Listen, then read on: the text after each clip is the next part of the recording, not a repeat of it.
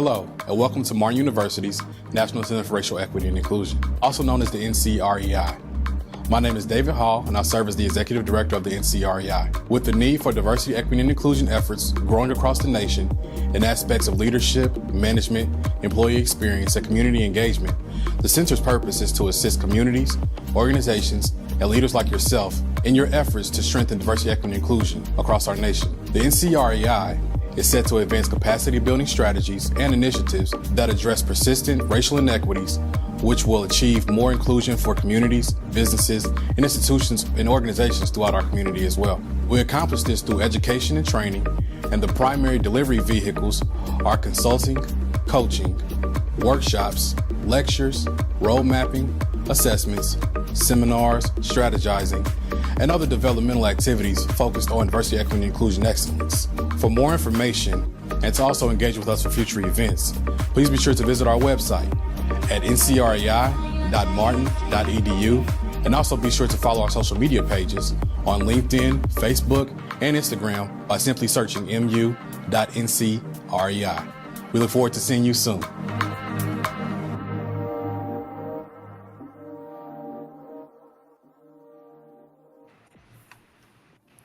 Hello, happy Friday. Welcome to Let's Talk Live with Martin U, the live podcast bringing much needed conversations to the table. Let's Talk Martin U is an exciting, reverent, and educational podcast that digs deep into current topics, community involvement, and stories of our alumni success that only Martin University can deliver. I am Auntia King, and joining me today is the Executive Director of National Center for Racial Equity and Inclusion at Martin University, Davyd Hall. Hello. Good afternoon. Good afternoon. Hi, everybody. How are you? Doing well today. How about yourself? I'm all right. It's Friday, so that's always a good day. We are here. Right. We're here, and we're almost there. We're almost there to the weekend. Absolutely. So I want to start off by just having you introduce yourself and give us a little bit of background of who you are and what you do here at Martin University. Okay. Good morning, everyone, or good afternoon, should I say. My name is Davyd Hall, and I'm the Executive Director of the National Center for Racial Equity and Inclusion at Martin University. I have been in my role, and the center has been open for a little over a year now. And so we have really begun to dig deep into what we do and further establish what we do, which is diversity, equity, and inclusion training and consulting. And we also do community engagement work. Based on quality of life efforts such as education, criminal justice, public health and wellness, housing, and a host of other things. So we do work in those areas to make sure it's more equitable opportunities for our communities and for our Martin students as well. And so those are pretty much the two nodes, essentially, of what we do here at the center. And so I'm honored to lead a team that is entrenched and passionate about the work. And so we just love what we do, and we appreciate the opportunity for being here to share it with you all today. So did you go to school for something similar to this, or what did you actually graduate with? Yeah, so my bachelor's degree is in nonprofit management, and I have a master's in business administration, and I'm currently a doctoral student as well, getting my doctorate in business administration currently. So I would say not traditionally there would be a route that I would say to take, but I have found a true calling and a passion area, and career has just so happened to line up with that. And so within this diversity, equity, and inclusion space, and the community engagement space, and in the nonprofit space, I've just found my niche, if so to say. So I have just been able to be comfortable in this, and I've been privileged enough to be under people who have supervised me and propelled me for this opportunity, I feel like. So, yeah. So what drew you to Martin University? What made you want to say, I want to work here, I want to do great things at this institute compared to 100 of others in the state of Indiana? Absolutely. I would say first it would be Dr. Huddleston. And so being able to report and work up under him and have his tutelage readily at my disposal, and also his direction and guidance. I would just say he was the selling point for Martin to me. In addition to that, I also live literally probably 4 to maybe 6 minutes away, depending on street lights. So normally it takes me a song to like a complete beginning to end of a song to normally get to work every day. So the proximity of where I live, I also have a ton of family in the Martindale Brightwood area as well. I mean, I'm just in 46226, which is right down the street. So um, this part of town means a lot to me. I was born in this side of town. I still live here. I know what this means to me, and so being able to work for a university that is located pretty much in my backyard means a lot. And so advancing opportunities in terms of education, in terms of equitable opportunities for quality of life, and things like that, being able to be in a position to influence those things means a lot to me. And so also just living out Father Boniface's vision of what he set this university to do in terms of our community, it means the world to me. And so being able to kind of hold on to that legacy and further that legacy, it means a lot.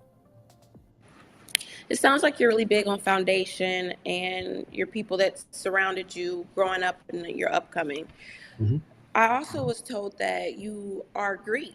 So, what organization are you a part of, and do you feel like that ties into the role that you play now here at Martin University? Absolutely. I am a financially active and very active member of Alpha Phi Alpha Fraternity Incorporated, of Iota Lambda chapter here in Indianapolis. Shout out to the good bros. Um, in terms of what Alpha has done for me in terms of this job, we lead from the front.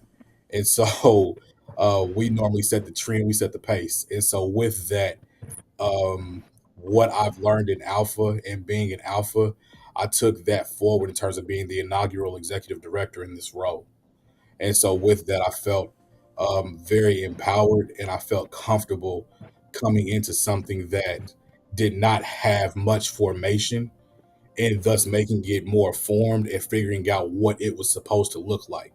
And so, since its inception, the NCREI has just propelled, and I think we have shaped it. Dr. Huddleston and I think we've shaped it into something that has been notable within the community, notable within the space of Indianapolis, and also externally throughout the nation as well. Some of our clients now are coming throughout the country, and so Right. thus we are really living out the national centerpiece. And so I think Alpha just has just prepared me for what the magnitude, and don't let any moment get too big for you that you can't manage it and keep moving forward. With you being the inaugural executive director, there's so much more room for growth, and you're you're only competing with yourself. There's nobody that you have to compare to, so it's all a learning curve for you along with the program in itself. What goals do you have with this, kind of just starting out? What are your goals here at Martin University for this program? Well, one, to be a revenue generator for the university, as we start to roll out what revenue model looks like as part of our strategic plan and reset reemerge plan within the university. I am generating revenue for it, and so what I kind of go out and do in terms of diversity, equity, and inclusion trainings, and partnerships and things like that, I'm bringing money into the university. And also doing the work of setting what diversity, equity, and inclusion is supposed to look like within organizations. So, though that is part of my goal in terms of revenue, another piece of that would be to make sure that I am doing the community work and also doing the work of providing students the opportunity to attend Martin in addition to what I do when we go outside. So, for example, we do a lot of community engagement work. We went to True Liberation, which is an excellent church located here on the east side. They do a lot of homeless outreach and also just community outreach as well. So, for example, we tabled and we offered some research and some free goodies there, but we also have Martin information that's being provided. And so we kind of recruit for the university as well. And that's another goal and another piece. And also, I would just say begin working in phases. Phase one, of course, was just getting the NCREI off the ground within the past year. And so now the next piece is just furthering out and bettering what we do and also just growing our team. and just making sure that we are furthering the impact within that. And so I would say those are just some of the key strategies of what we're doing, and also just to grow in magnitude, and also in presence throughout the country. So you'll be seeing some articles that'll be coming in from us. You'll be seeing more podcasts such as this, and I truly appreciate the opportunity. You will just see a lot more of what the NCREI is doing externally, and so just kind of furthering our reach, if you will. So you would say that NCREI is more than just for the students. You want it to be for the community as well, who can Yes, all ma'am. reach out to you and things like that. That's what you're saying? Yes, ma'am. Most definitely, and I think we are in a great position to service the students better, and also we can service the community better, and work alongside some of our community partners within the Martindale Brightwood area, the greater Indianapolis area, and statewide too. And so just making sure that we are connecting people to resources. And so that is a key aspect, connecting people to resources. We believe that equity should matter, and equity does not take a lot of effort. Honestly, it's Hmm. just maybe elevating our partnerships, or maybe making uh, a knowledgeable standpoint and effort to reach out to those who we don't traditionally reach out to. And so, as we all know, some backgrounds and some identities don't have equitable opportunities, and so let's take that extra step to make sure that that happens. And so we're doing that, for example, and living it out in our work by having a public health coordinator, who specifically does public health driven things. We have a public health summit that's actually starting off and kicking off next week, and we're gearing it towards lupus and the lupus warriors and the lupus community.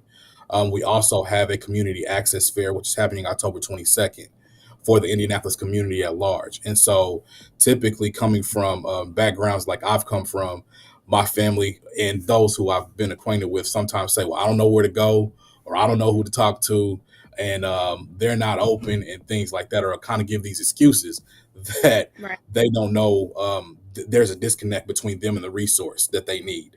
And so the efforts that we're trying to do on the community access fair side on October 22nd is connect community and the actual organization. So, for example, we will have expungement services on site for free from the Neighborhood Christian Legal Clinic. And so, if somebody is in need of that, they will be there. We will have banks and credit unions hosting tables. So, if somebody needs an account, or has a question about an account, or the validity of it and how does it function in terms of the government aspect, that Hmm. piece will be there. We also will have guest speakers. We will have Dr. Huddleston. We will have the prosecutor of Marion County as well. We'll have a host of other guest speakers, and Aaliyah Blackburn, who is a newscaster here in the city, will be hosting and be at the master of ceremony. We will have Anthony Murdoch hosting a conversation corner that will talk about what equity is supposed to look like and get a voice of the people as well. And so we have a host of others. At the moment, we have 45 confirmed vendors, and we are shooting for 60. So we are almost there. So if someone is watching and their company or organization is not signed up, please sign up. And it is free for vendors, and it's also free for attendees. So the NCREI has covered all costs. So if anybody needs to get out, or if anybody's in need of resources of some sort, whether that's in education, banking and finance, housing, criminal justice, talking to a government agency. We'll have a host of those there. Environmental health, public health and wellness. If somebody needs employment help, and we will have a career fair that'll be going on simultaneously within this sector. We also have business development opportunities. We'll have technology as well. And we also have civil liberty opportunities such as voting. We'll have police presence there as well. The museum, some of the museums are also signed up. We will have just a host and a plethora of opportunities for people. And so, if you have any questions or want to get further connected with any entities that are in any of those spaces that I just mentioned, we have them for you. I can confidently confirm that we have somebody signed up, at least two companies signed up in every aspect that I just named, which is a big win for us. And so, we just want to make sure that we're connecting community to resources. Sounds like you have a lot on your plate, which is a good thing. That's good stuff coming to We Martin stay University busy. and the community. Like you just said a whole bunch. Looks like we have some viewers watching. We have Deb Rogers, we have Keisha Wills, and Trina Terrell. And Trina Terrell wants to say, good job, David and Tia. And she's proud of us both. So Got thank you you. very much, Thank Miss you, Auntie. Trina. Thank you. So you're mentioning how you have a lot of partnerships on the way for everything and every event. I did my little research and I see that you guys did go to the Colts practice facility a couple Yeah. weeks ago. Can you tell us about that and how that experience was and how that even came about? Yeah, well, I'll answer your last part first. It came about just because of my connection with Brian Richardson, who was a previous guest on here. Shout out to my brother. Brian and I are actually classmates. So Brian is I talked him into doing the DBA program along with me. So Brian and I are both in the process of becoming doctors together. So he and I are just real close, real tight, and he it was Divine 9 Day and DEI Day at the Colts facility for their training practice, and they were facing the Lions, and he extended the opportunity, and we took advantage of it, and so we got a chance to connect with. So I also have somebody who works up under me, Miss Camille Ware. She's probably watching somewhere, but she is a member of Sigma Gamma Rho Sorority Incorporated, and so she is Greek as well. And so Brian invited us both out to the day. We got a chance to connect with other Greeks, and we also got a chance to connect with other people who work in the diversity, equity, and inclusion space, such as Jimmy McMillan and Miss Tracy for the Pacers. And so we got a host of people that we just got a chance to interact with throughout the day. And it was a great opportunity to just get out of the office, but also just making sure that we're still working and making connections and furthering connections. We had a fun day, and it wasn't too hot. We were in a tent because I'm dark skinned. I sweat. So it was a good day for me, and I think Camille enjoyed it as well. And the food was good, and we just had good fellowship and good camaraderie within that. So it was a great time, a great opportunity. Is this something we can look forward to in the years to come with NCREI participating in things like that with the Colts or even the Absolutely. Pacers? Absolutely, absolutely. I think this is the start of a beautiful relationship between our office and also the diversity and inclusion office at the Colts, which Brian heads up. And so I think within that, we will constantly find opportunities to see where synergies lie and how they align. And so I think with that, we will find an opportunity to further connect, get more opportunities to be over there, and also invite them here onto campus. I think the Gathetorium is big enough to fit all those big men that just Right. all and just can't fit through the doorway. Like, good lord, y'all really play football? Okay, I thought I played, but no, they really play. They play. So with that, we would love to have them over here and just like I said, continue that partnership and strengthen it however we see fit and find the opportunity to. Nice. Have you guys connected at all with the Indiana Civil Rights Commission? So yes, we have actually, and so Miss Deborah Blewett, Yes. who is a key stakeholder of I will call her the key stakeholder of the ICRC. We have a great connection with her and with her team over there, and with them as an executive director as well. And so we've invited them over to a couple of events here, and we're trying to actually work on figuring out what capacity they're going to participate in our community access fair currently.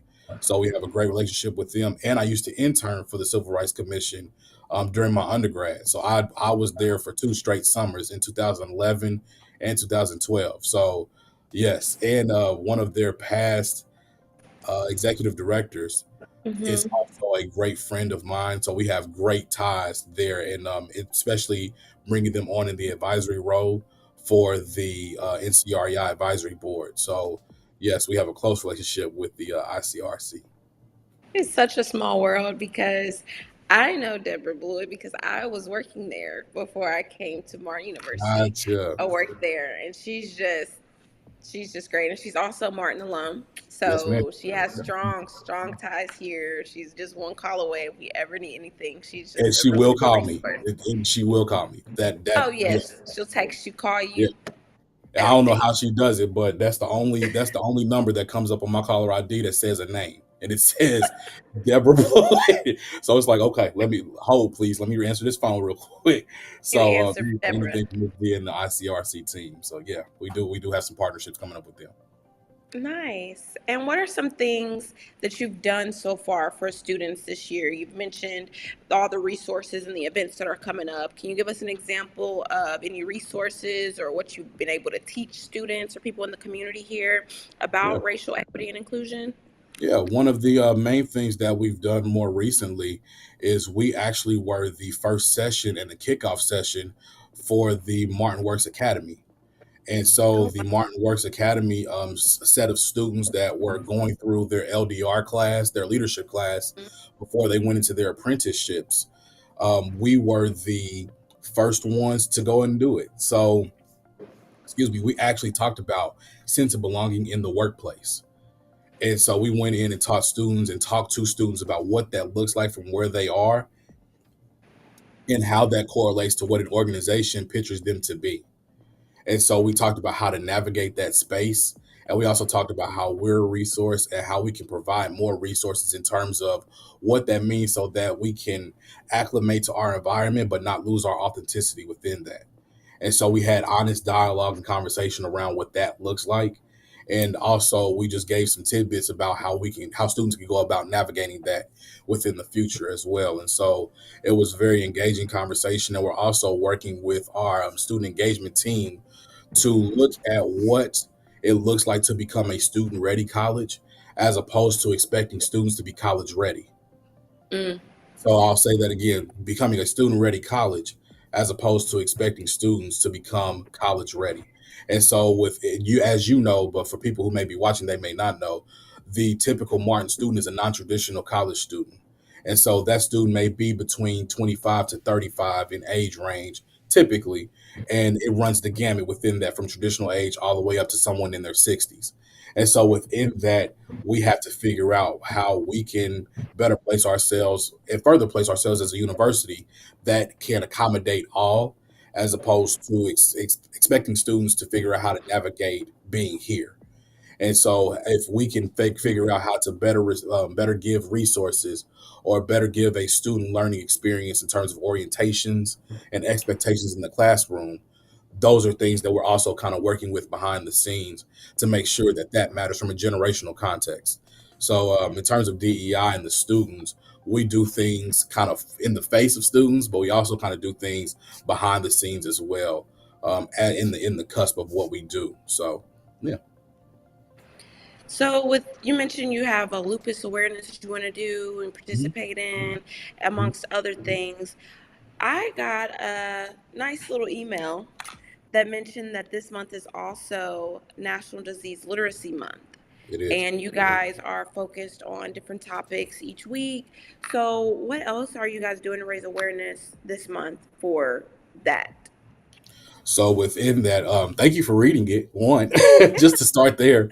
And if anybody wants to join our weekly newsletter, please shoot me an email. Let me know, and I'll be glad to add you. But we just plan on highlighting that, but we also just want to plan and bring it into fruition as well to visibly see it. So we always talk about this word of equity. And it's Mm-hmm. like, well, things need to be more equitable. It needs to be a better opportunity to attain it. But doing an application is oftentimes where efforts and the passion meet a brick wall because people don't know what to do next to bring it into real life. And so, as we highlight some of these diseases throughout the month, they will be future summit series opportunities as well. So, for example, when we talk about the lupus piece within the Mm-hmm. Black community, that will be highlighted next week. We'll talk about sickle cell as well. Sickle cell is something that we actually piloted with a couple of months ago with the American Red Cross with 100 Black men. We had a sickle cell event, and that was kind of the launch point. Like, hey, well, we need to further this and actually look at what equity looks like. And so, what we want to do within the diseases and highlighting it this month, we want to bring about literacy. We also want to bring about education, and we want to actually bring in experts and get some expert research centered around these diseases. And we also want to build a sense of community.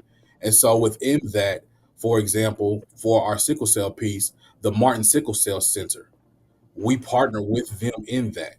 And so that way, those who may have come and may not be affiliated with the sickle cell center now can be a part of and have a sense of community built in with that.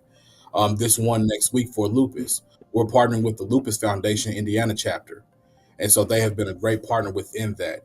We're planning on doing some things with cancer in the future, and so we have partnerships with people who specifically are in the cancer community, centered around what that looks like in terms of educating and forming community.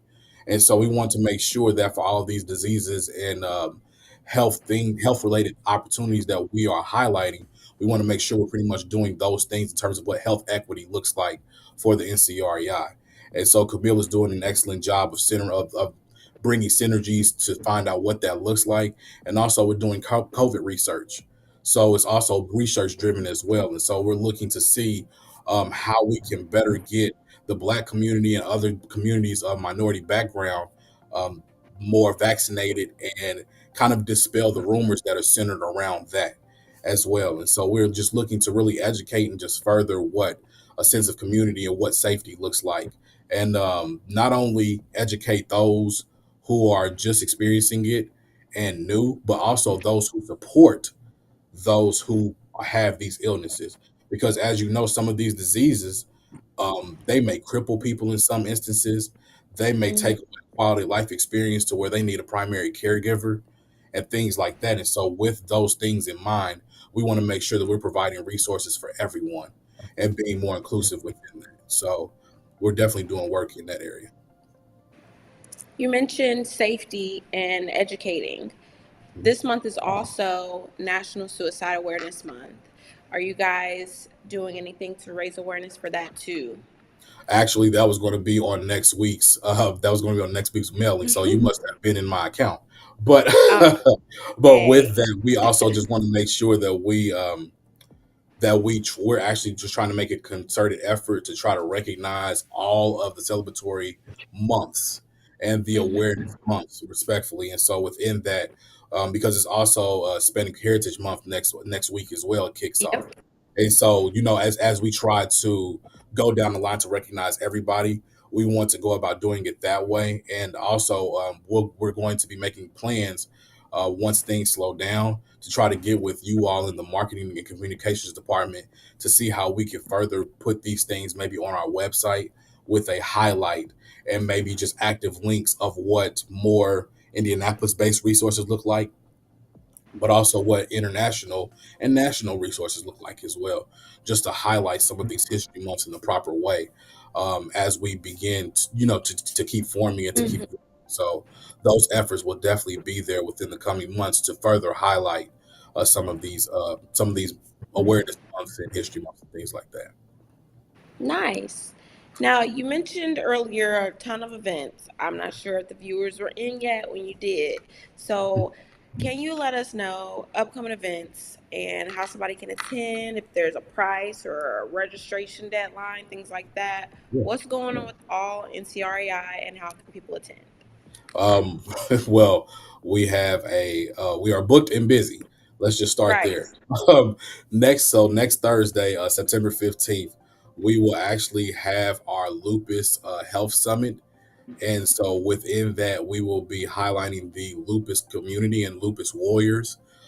We have Miss Carla Day coming in to speak. It'll be September 15th. It'll be from 9 a.m. to 2 p.m. Lunch will be provided. There is an Eventbrite link to purchase tickets for that. And it's also free. I can't forget that. We like that word. So everything is free. We will have a rheumatologist that will be giving a presentation. We will have a lupus panel that'll be giving some great information. And we also have our partners over with Anthem and the Arthritis Foundation that will be providing some resources and a host of other resources within that. So we will have that September 15th. There is also, let's see, October 22nd, we will have our community access fair. And so with the community access fair, it will be pretty much connecting community with resources. And so those resources typically come from companies, organizations who different people in communities may not have access to or may not know how to get access to. And on the other end of that, companies, organizations may not know how to connect or how to provide the opportunity to obtain resources, and the services needed. And so within that, we want to be that connector piece.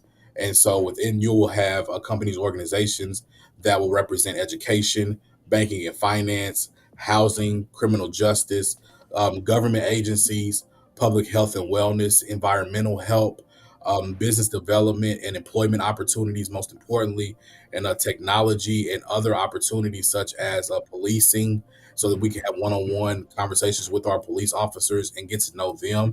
Some of the same ones that police and say and like serve our community will be there and be present. And also voting, because we're coming up on November. So voting opportunities in terms of learning what absentee looks like and signing up for absentee, they will be there as well. The importance of museum experiences and highlighting museum experiences, so that way we can get a more knowledgeable standpoint of Indiana history and just national history. They will be there as well, and just different recreation too. And so within that, we will be connecting that, and we will have companies, organizations from all of those aspects. Those are two of the main things that are coming up. We also have been Martin and the NCREI have also been invited to the Yvonne Perkins golf outing hosted by Citizens Energy. And so that will be next Tuesday, actually. And it means a lot because Yvonne Perkins is my grandmother. And so Citizens is where she worked for 46 years. Wow. Citizens highlighting her by naming the golf outing after her. And so they gave Martin and the NCREI a team to actually golf. And so I do plan on showing off my top golf skills. Not my golf skills, but I will show off my top golf skills. And if you've been to Top Golf, you know what I mean by that. So I'm just going to hit the ball as hard as I can and then try to finesse it when we need to Fair finesse enough. it. Exactly. So we got that. And I'm also booked to speak at the Diversity Roundtable at the end of the month as well, on September 28th. And so I will be a guest speaker there to kind of get people riled up for their diversity conference that's occurring next month. So yeah, and then we also have some opportunities coming up in December, and we will be partnering with Indie Juneteenth as well. And so details have not been released yet, but there are some great things, partnerships happening with Indie Juneteenth too. So we're rocking and rolling. Definitely a lot of things to look forward to attend, some free stuff to attend, some charitable events to attend. So, how can somebody reach you or contact you or this department on everything racial equity and inclusion? Really, all of our contact information is located on the website. And so if anybody were to ever need us, you can definitely find us on the NCREI website. Excuse me. And also my email is dhall@martin.edu as well. That would be the best way to, I would say, to reach me, just because otherwise I may not be at my desk and I may be out. And so the voicemail will it will send a voicemail to my email anyway, so I'll be able to hear it and be able to hear it and be able to reply back. So I would just say just email me dhall@martin.edu, for anything that anybody may need or any questions or anything like that. I'd be more than happy to get a quick response back over to you and just looking to further connect. And so, if there's an opportunity that we see through partnership, or if that means something with DEI training and things like that, or DEI consultation, we are more than happy to provide that here at the NCREI. So, we are capable to do any and all things related to that. All right, y'all. He said he booked and busy, but he's not too booked for more partnerships and more meetings. So please email him, contact him whenever you can. If you have a question, concern, or just would like a resource, make sure you reach out to him through that email. Is there anything else, Mr. Davyd Hall, that you would like to share with the audience, with peers, colleagues, professionals, the community? Um, no, just remember to just keep going forward. I would just say in the DEI space, there is no uh, written standard of how things are supposed to go per se, and so Mm-hmm. be able to pull and draw down resources that fit you and fit your organization, and make it work for you. And so that is kind of something that we go about teaching. And so we can always go off of what industry standards look like, and we can always try to draw a picture for what something else looks like for another institution, Mm-hmm. another organization, but we don't make it specifically fit for what we do and how we do things. And so I would say begin to try to leverage what you have internally and put out the best product that you can externally. So just that connection and correlation within that, within the DEI space. And so that's something that we capitalize on, and we also bring in application. And so making sure that the doing matters, because a lot of people will talk about how they are experts or how companies are have an expertise in DEI, but do not really know how to show that. And so please let Mm-hmm. us be able to help you within that in the future for what that looks like. And so give me an email, give me a shout, give me a call. I'm here. Well, thank you so much. That looks like that is the time we have for today. I want to thank you so much for joining Let's Talk Live with Martin Yu and sharing your knowledge and expertise and the goals that you have for NCREI here at Martin University and with the community. I'm your guest, Antia King, and I'll see you same place, same time next week on Let's Talk Live with Martin Yu. Bye, everybody. Bye.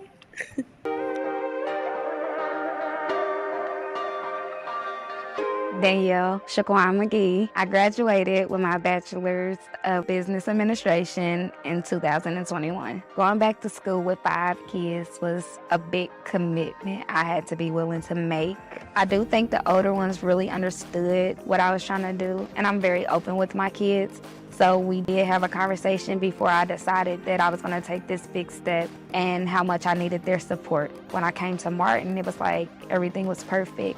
Working around my job schedule, the drop-in center that helped with the kids, the faculty pushed you and encouraged you. The reason I chose Martin was because of the drop-in center, the smaller class sizes, the support of the staff, being in an environment with people who are going through the same things I was going through, and just us help pushing each other. For too long, Martin University has been Indiana's best kept secret, and I'm on a mission to change that.